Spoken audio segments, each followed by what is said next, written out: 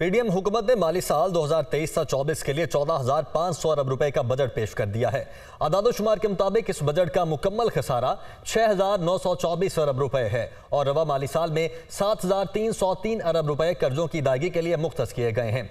माहिरीन इक्तिसादियात के मुताबिक साल 2023-24 में कर्जों के हजम में मजीद 10,000 अरब रुपए का इजाफा मुतवक्के है।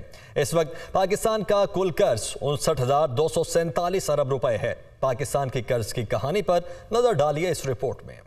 क़याम पाकिस्तान के बाद 1947 से 1971 तक पाकिस्तान के जिम्मे कुल कर्ज महज 30 अरब रुपए था। ताहम 1971 में मशरकी पाकिस्तान के अलग होने और बाकायदा तौर पर पहली जमहूरी हुकूमत के इक़्तिदार में आने से लेकर अब तक पाकिस्तान के कर्जे में मुसलसल इजाफा देखने में आ रहा है और अब ये कर्ज 30 अरब रुपए से बढ़कर 59,247 अरब रुपए हो चुका। पाकिस्तान की पहली जमहूरी हुकूमत ने अपने 6 साला दौरे हुकूमत 1971 से 1977 में 67 अरब रुपए का कर्ज लिया। जुल्फ़िकार अली भुट्टो के दौरे हुकूमत में मुल्की कर्जे में 223% इजाफा देखने में आया। उसके बाद इक़्तिदार जनरल ज़ियाउल हक ने संभाला तो इनके 11 साला दौरे इक़्तिदार में मुल्की कर्जों में रिकॉर्ड 439 अरब रुपए का इजाफा हुआ। जनरल ज़ियाउल हक के दौर में पाकिस्तान का मजमूई कर्जा 523 अरब रुपए पर पहुँच। मोहतरमा बेनज़ीर भुट्टो 1988 में तख्ते पाकिस्तान पर पहली मर्तबा बराजमान हुई और 1990 में उनकी हुकूमत के खात्मे तक मुल्की कर्जे में 188 अरब रुपए इजाफा हुआ। बेनज़ीर भुट्टो की हुकूमत की जानिब से कुल कर्जे में 36%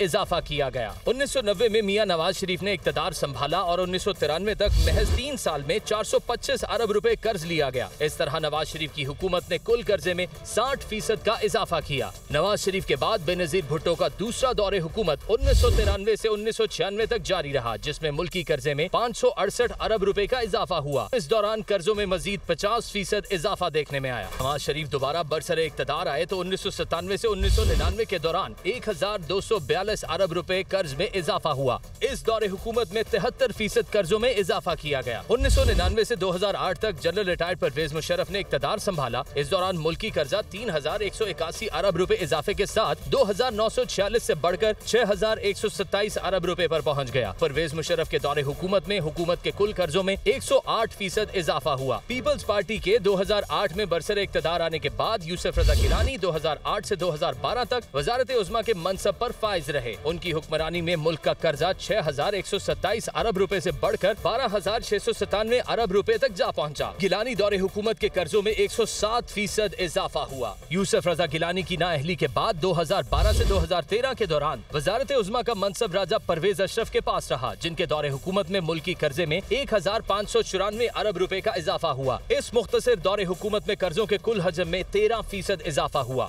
2013 में नवाज शरीफ तीसरी बार बरसरे इक़्तिदार आए और 2017 तक पाकिस्तान के कुल कर्जों में 7,117 अरब रुपए का इजाफा हुआ। 2013 से 2017 के दौरान कर्जों में 50% इजाफा किया गया। नवाज शरीफ के नाअहल होने के बाद 2017 से 2018 तक शाहिद खाकान अब्बासी वज़ीर आज़म बने। शाहिद खाकान के दौरे हुकूमत में मुल्की कर्जे में 3,545 अरब रुपए का इजाफा हुआ। इस हुकूमत की जानिब से कर्जों में 17% इजाफा किया गया। 2018 के आम इंतखाबात में पाकिस्तान तहरीक इंसाफ के चेयरमैन ने पाकिस्तान के 22वें वज़ीर आज़म का मनसब संभाला। उस वक्त मुल्की कर्जा 24,953 अरब रुपए पर था। 4 साला दौरे हुकूमत में मुल्की कर्जा रिकॉर्ड 24,289 अरब रुपए इजाफे के साथ 49,242 अरब रुपए पर पहुंच गया। अप्रैल 2022 में पीटीआई हुकूमत के खात्मे के बाद मियां शहबाज शरीफ ने पीडीएम के प्लेटफॉर्म से अपनी हुकूमत कायम की। इनके इस 1 साला दौर में पाकिस्तान के कर्जों में मजीद 10,000 अरब का इजाफा हुआ।